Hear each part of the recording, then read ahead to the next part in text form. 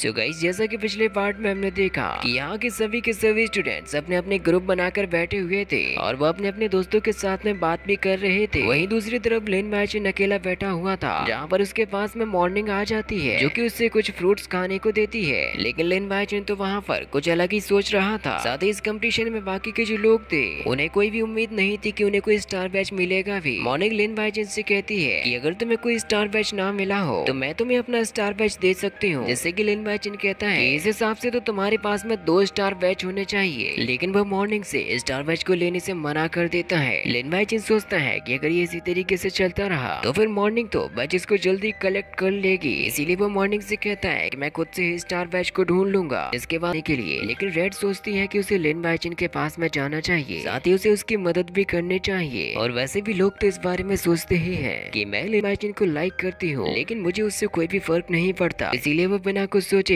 लिन मैचिन के पास चली जाती है। तो रेड कहती है कि चलो मैं एक बार ट्राई करके तो देख ही लेती हूँ। और फिर लिन मैचिन अपने दोनों ही चिकन्स को रेड को दे देता है ताकि वो उन्हें अच्छे से पका सके। मैचिन कहता है कि इन्हें ध्यान से करना जिससे कि तुम्हें भी कोई परेशानी ना हो। रेड कहती है कि नहीं, मुझे कोई भी दिक्कत नहीं होगी। जिसके बाद वो उन दोनों ही चिकन्स को फायर के पास में ले जाती है, जहाँ पर वो थोड़े ही टाइम में उन्हें अच्छे से पका देती है। तो मैचिन दौड़ लगाकर रेड के पास में पहुंच जाता है और उससे कहता है कि खाने में से खुशबू तो काफी अच्छी आ रही है और मैंने ये बिल्कुल भी एक्सपेक्ट नहीं किया था कि मुझे इतना बढ़िया चिकन खाने को मिलेगा। रेड कहती है कि बस ये कुछ ही देर में पकने ही वाला है। लिन मैचिन रेड से पूछता है कि आज का तुम्हारा दिन कैसा गया। तो रेड कहती है कि दिन तो मेरा काफी अच्छा गया, मुझे छोटे मोटे खतरों का सामना करना पड़ा, लेकिन अब उससे मुझे कोई भी प्रॉब्लम नहीं है क्योंकि जिस लिटिल मॉन्स्टर को मैं पकड़ने की कोशिश कर रही थी उसके भागने की स्पीड काफी ज्यादा थी, इसीलिए मैं उन्हें पकड़ने में नाकाम रही। तो मॉर्निंग ये देखकर काफी ज्यादा गुस्से में आ रही थी क्योंकि उसे बिल्कुल भी अच्छा नहीं लग रहा था कि रेड लिन मैचिन से बातें कर रही है। लिन मैचिन आराम से खाना खाने के बाद में अपने टेंट की तरफ चला जाता है। अगले दिन हम लिन मैचिन को देखते हैं जो कि एक स्टार बैच को उठाने की कोशिश कर रहा था जिसको रखा गया था एक खरगोश की बिल के अंदर। लिन मैचिन अपने हाथ से उस तक पहुंचने की कोशिश कर रहा था, तभी वो अपने मोबाइल में भी चेक करता है कि क्या वो सही लोकेशन पर आया है, जहाँ पर उसे लोकेशन भी एकदम करेक्ट दिखाती है। इसीलिए वो सोच रहा था कि क्यों ना इस होल को खोद दिया जाए जिससे कि फिर तो उसे स्टार बैच मिल ही जाएगा। लेकिन तभी वो खरगोश निकल कर मैचिन के हाथ में चिपक जाता है और उसको काटने लगता है। तो लिन मैचिन उसको जल्दी से छुड़ाकर दूर फेंक देता है। लिन मैचिन उससे कहता है कि अगर तुमने दोबारा से ऐसा किया तो मैं तुम्हें जान से मार दूंगा। लेकिन अब उसे फाइनली स्टार बैच मिल ही चुका था जो कि रैबिट के साथ में बाहर आ गया था। इसीलिए वो अपने दर्द को भुलाकर उस स्टार बैच को हाथ में ले लेता है। लेकिन अब उसे फाइनली स्टार बैच मिल ही चुका था जो कि रैबिट के साथ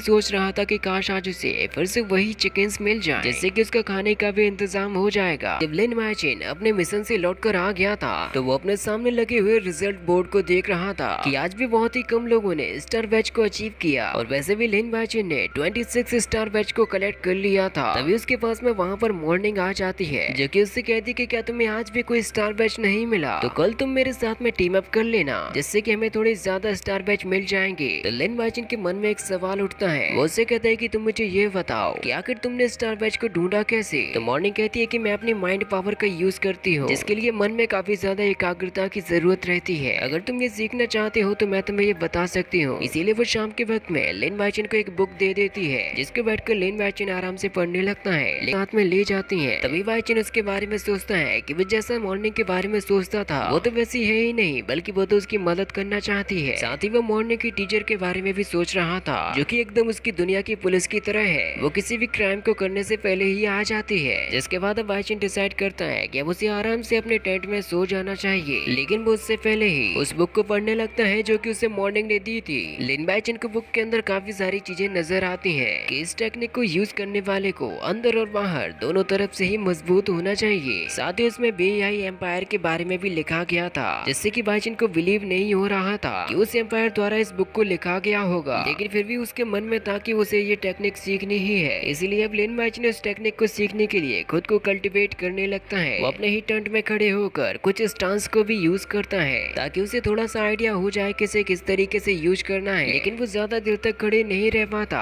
साथ में वो ये भी सोच रहा था कि मुझे इससे कोई फर्क क्यों नहीं पड़ रहा और वहीं पर मुंह केवल नीचे गिर जाता है क्योंकि उसे पता नहीं था कि इस चीज के लिए कितनी ज्यादा मेहनत करनी पड़ेगी। इसके बाद अब उठकर अपने बेड पर बैठ जाता है। वो सोचता है कि इस टेक्निक को इस तरीके से तो सीखा नहीं जा सकता क्योंकि इससे पहले उसे अपनी मार्शल आर्ट को और भी ज्यादा ट्रेन करना होगा। साथ ही स्पिरिचुअल पावर भी काफी ज्यादा मजबूत होनी चाहिए। जिसके बाद वो सेल फोन फोन को चेक करने लगता है, जिसकी मदद से वो अपने इसी टेक्निक को कल्टीवेट करना चाहता था। लेकिन उसके लिए लेन वाइचन को 300 MB लगने वाली थी, इसीलिए उससे पूछा भी जाता है कि क्या तुम ऐसा करना चाहते हो। तो वाइचन उसको तुरंत ही काम पर लगा देता है ताकि उसे खुद से ज्यादा मेहनत ना करनी पड़े, और अब सुकून के साथ में अपने बेड पर लेट जाता है। वो कहता है कि वैसे उसे एक बार बाहर भी चेक कर लेना चाहिए। इसके लिए वो बाहर की तरफ झांक कर देखता है जहाँ पर कोई स्वॉर्ड प्ले चल रहा था, लेकिन वो चीज लिन वाइचन को दिखाई नहीं देती। तभी वहाँ से कुछ सैनिक गुजरते हुए जा रहे थे। वाइचन देखता है कि उसकी अल्टीमेट मेटाफिजिकल के लिए वो अब एकदम परफेक्ट हो चुका है, क्योंकि अब वो डिसिप्लिन के टॉप लेवल पर पहुंच चुका था।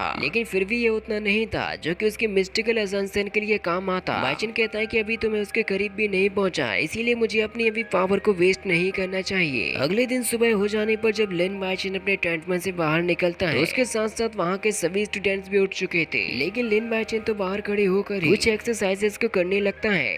वो कहता है कि जब सभी लोग यहाँ से चले गए तो फिर मैं यहाँ पर क्या कर रहा हूँ। वाइचन हमेशा ही उस रास्ते पर जाता है जिस रास्ते पर कोई भी नहीं गया हो, ताकि उसे ज्यादा से ज्यादा स्टार बैच मिले। जिसके बाद वो फिर से अपने काम को शुरू कर देता है और हमेशा की तरह वो स्टार बैच को ढूंढ के अपने मोबाइल के अंदर स्टोर कर लेता है। लेकिन अब उसे ज्यादा अपना टाइम वेस्ट भी नहीं करना था। उसे जरूरत थी ज्यादा से ज्यादा स्टार बैच को ढूंढने की, जिसमें वो अपना यही सीन में हमें कॉलेज को दिखाया जाता है, जहाँ पर कैप्टन चेन अपने साथियों के साथ में कुछ सुरक्षा से रिलेटेड काम को लेकर आए थे। वो सभी के सभी अपने पावर्स का यूज करते हुए फ्लाइंग भी कर सकते हैं, और बाकी के लोग उनसे कहते हैं कि आखिरकार कैप्टन चेन लौट ही आए। जिसके बाद अब बाकी के मास्टर्स भी यहाँ पर आ जाते हैं कि आखिर ऐसी क्या बात हो गई है। और इसी के साथ में ये पार्ट भी यहीं पर खत्म हो जाता है।